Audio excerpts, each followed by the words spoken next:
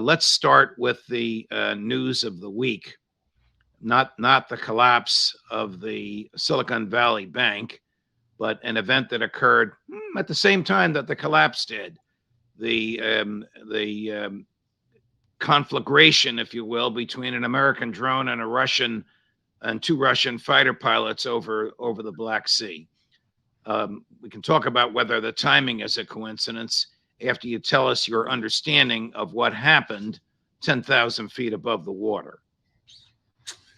Well, my impression is, based upon the reports I've received from friends on the inside, is that we turned the transponders off that are normally attached to the unmanned vehicle. As a result, we were trying to move in close within the air defense identification zone that belongs to the Russians. Everybody has these. When you move into that ADIZ, you're supposed to acknowledge that you're there, identify yourself. Obviously, we didn't want to do that. So without the transponders, it was trying to be stealthy and gather intelligence on the Crimean installations on Crimea that belong to the Russian military. It didn't work out. And the Russians were within the legal bounds of international law to take it out, which they did. Whether or not they actually did it in the way that's described, I don't know.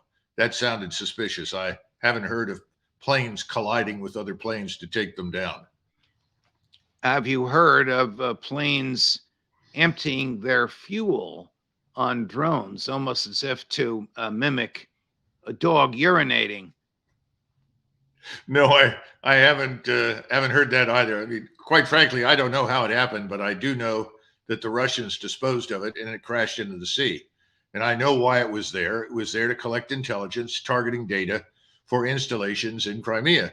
Oh, they also used it, I'm told, to target the bridge that we tried to destroy.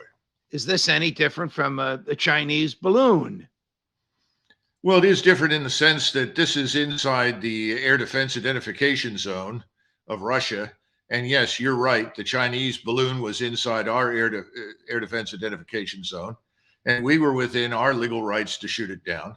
So absolutely, that's true. But I think this is not the first time that this has happened. I think the Russians have simply sent a message: we're not going to tolerate it anymore. How effective? You know, I just estimated 10,000 feet. I mean, do you know how high it was and how effective these drones are at gathering data about Russian military activities in Crimea? Well, I think they're very effective in terms of collecting data. Whether they're more effective at 10,000 than they are at 5,000, or it makes no difference, I don't know. But I do know that all these unmanned collectors, whether it's Global Hawk or the one that we're talking about, are all excellent and do a great job. I heard a statement from President Putin the other day. I mean, I heard it translated into English about the relationship between the United States and Germany. I think you know where I'm going. President Putin said, Germany is still occupied. He didn't finish the sentence, but I think he obviously meant occupied as it was by the Allied forces after World War II, an historic event with which we're all generally familiar. He was basically mocking the German government for putting up with the American government, telling it to sit down, be quiet, be a good boy while we destroy your pipeline with Russia. Yes, I wouldn't quite term the condition of our influence in Germany as equal to an occupation. That's over the top. But clearly, Mr. Schultz has behaved as though he were a vassal of the greater American empire. Today, I received an email about a firm in Germany that is involved with metal work. They make alloys, they build alloys, and they also bend metal and so forth. This firm has been in business since 1380. Ooh. As a result of the loss of cheap energy, in other words, energy they can afford, which was the natural gas that came out of Russia, this firm, for the first time since 1380, is going out of business. And thousands of people are going to suffer as a result of this. And this is completely unnecessary. This shouldn't have happened. But that's just one more piece of evidence for the stupidity and the folly of destroying the Nord Stream 2. That was a monumental mistake. It's an act of war by the United States against the Germans. I don't think Mr. Schultz and his friends are going to be in government too much longer. I can't predict when, but I think the German people are going to object to this, and they've had enough of it. Well, they're going to find that guy on the sailboat.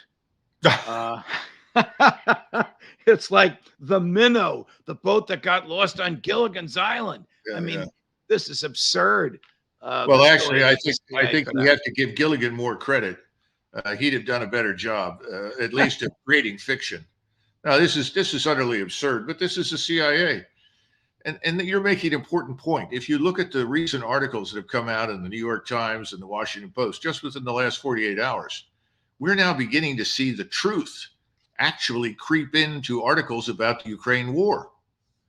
And what I'm talking about are the horrific casualties that the Ukrainians are taking, the devastating impact of Russian artillery and Russian rockets and missiles, the terrible conditions for life for the people in Ukraine. It's actually being mentioned now. So that's a good thing. You recently wrote that well-regarded estimates show that between 150 and 200,000 Ukrainians have been killed in action. These are military people killed in action. And you saw another estimate that was as high as 250,000.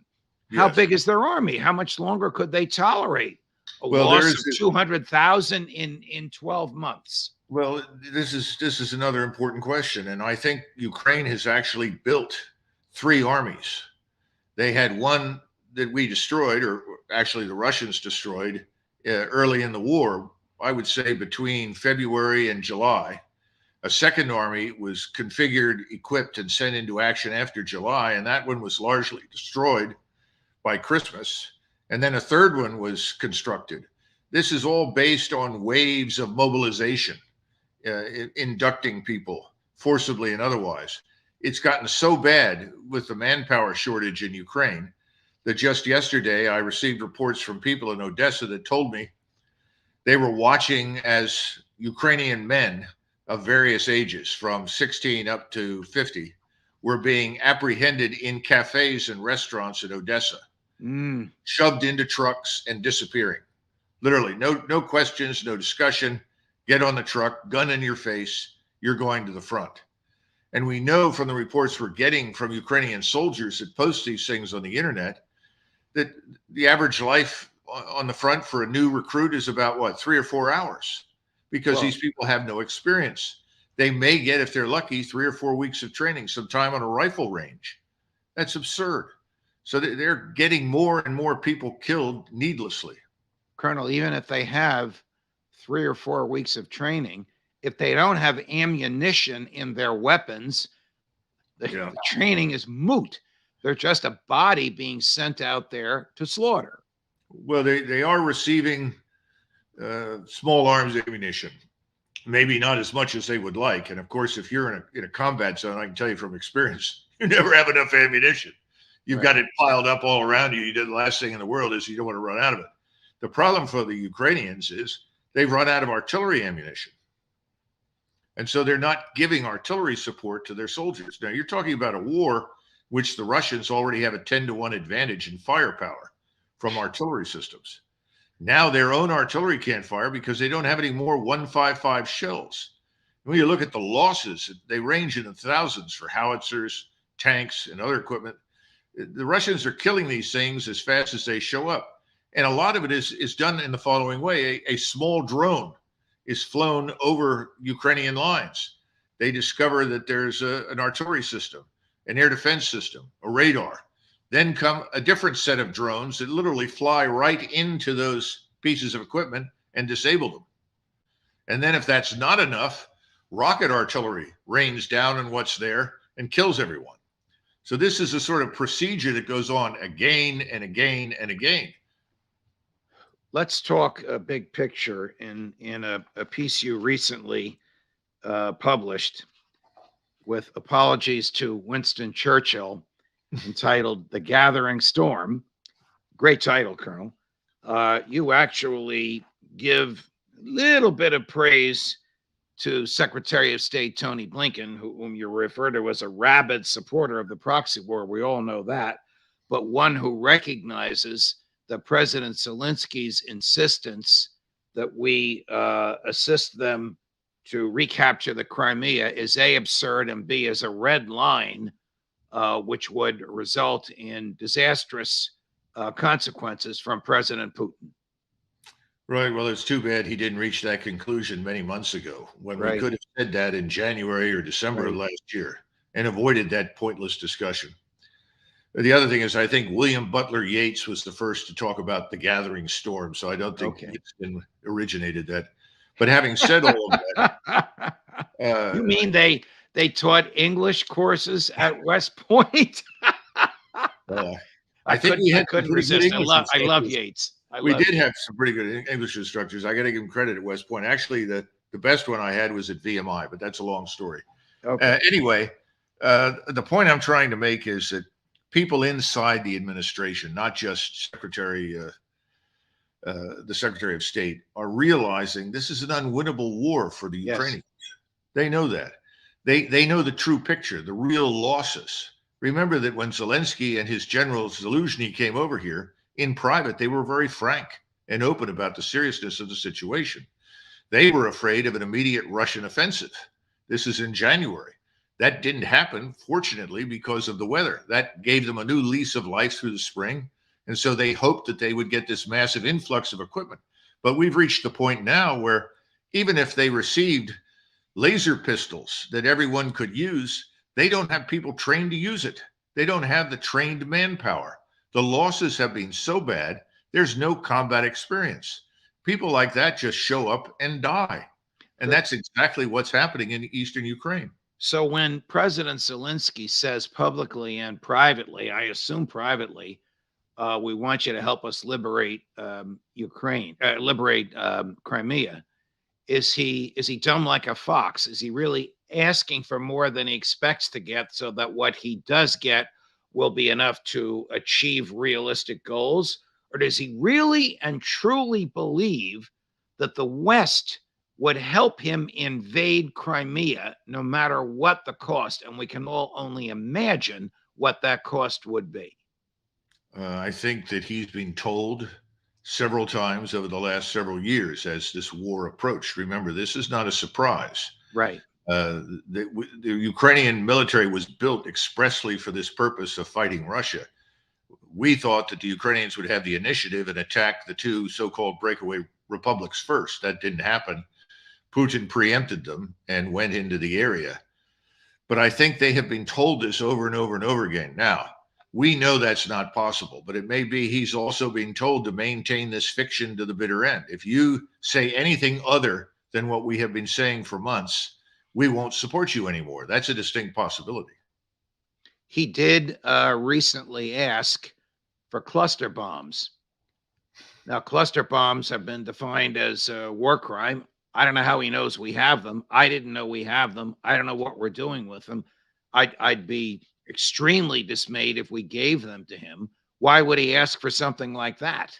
Well, I don't think he's concerned about damage to civilians because the Ukrainian artillery in Donetsk has been firing artillery rounds into urban areas populated by Russians in Donetsk and Luhansk now for months and months and months. Remember, they killed 14,000 people between the coup and the invasion of Ukraine by the Russians. That's one of the reasons they went in. They wanted to put a stop to this. And it's now stopping, not completely, but they're getting closer to it on the Russian side. So I don't think he's worried about that, but we under no circumstances should supply it. I can tell you from personal experience with these munitions, they have a big problem with the dud rate. If you have 10, 15, 20% of the bomblets that do not explode, then they end up in the hands of children who don't know what they're looking at. It looks like a baseball. Right. And then you have horrific injuries. And then beyond that, then your wheeled vehicles, if they drive over them, they'll be destroyed. Right. It's a dumb idea. I would get rid of it. Well, we all signed, or certainly the U.S. signed a treaty in 2004. They're unmistakably, indisputably elements of war crimes and prohibited, but who knows if we really have them.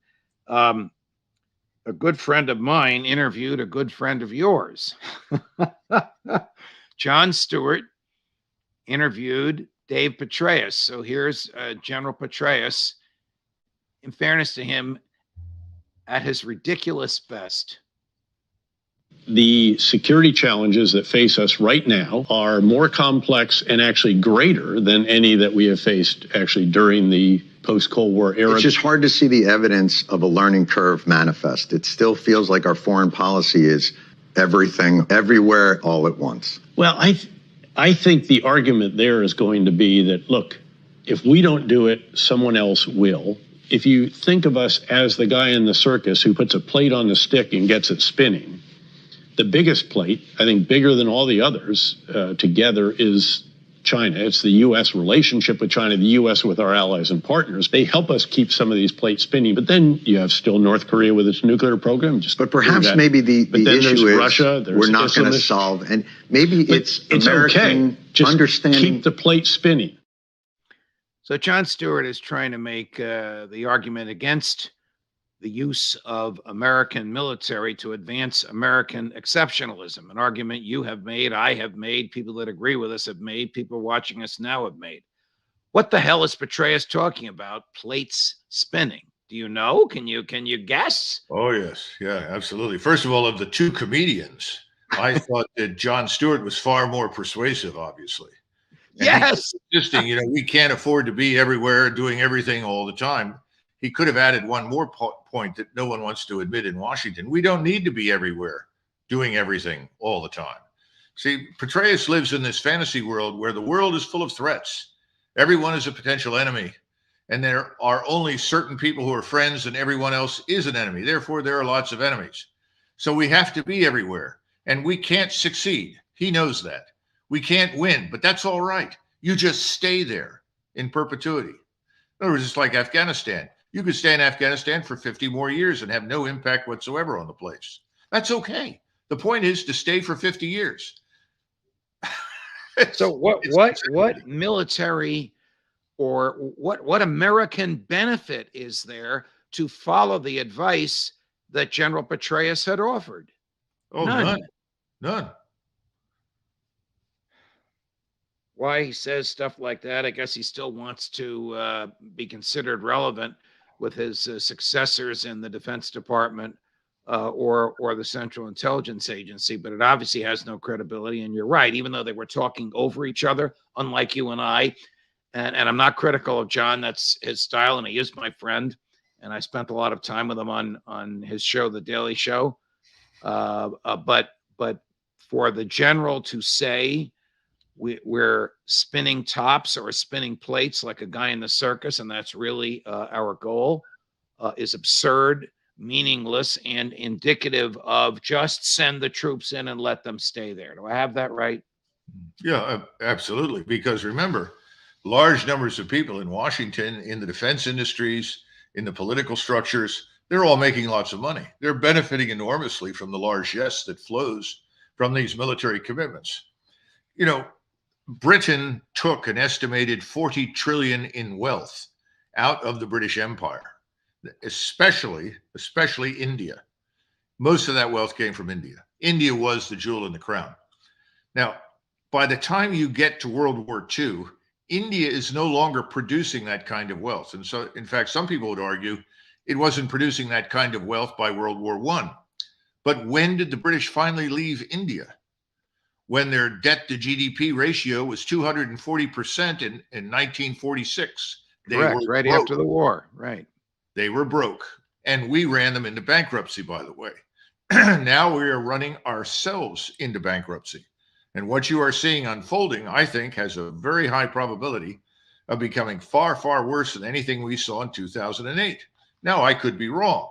There are lots of people who stand, oh, no, that's impossible. We will master this crisis. And of course, at the end of the discussion, the answer is always the same. We'll buy more treasuries, right, and we'll print more money. Right. Well, God bless and good luck with that. I think those days are over. And I think we're going to watch this entire house of cards collapse. Now, when that happens, no one in Washington or anywhere else is going to give a damn what is happening in Ukraine or Southeast Asia or South Asia or Northeast Asia or anywhere else. We're going to bring the troops home because we can't afford to keep them there. You're going to see fleets of ships docked on the east and west coast because we can't afford to keep the surface fleet at sea. And then the question is, well, if we don't do that, the world will end, right? No, it won't. We're going to discover that it didn't make that much difference to begin with, that we've been scammed, we, the American people. But we're not there yet. But I think that's where we're headed. I'd be surprised if President Biden is still in the White House in 90 days.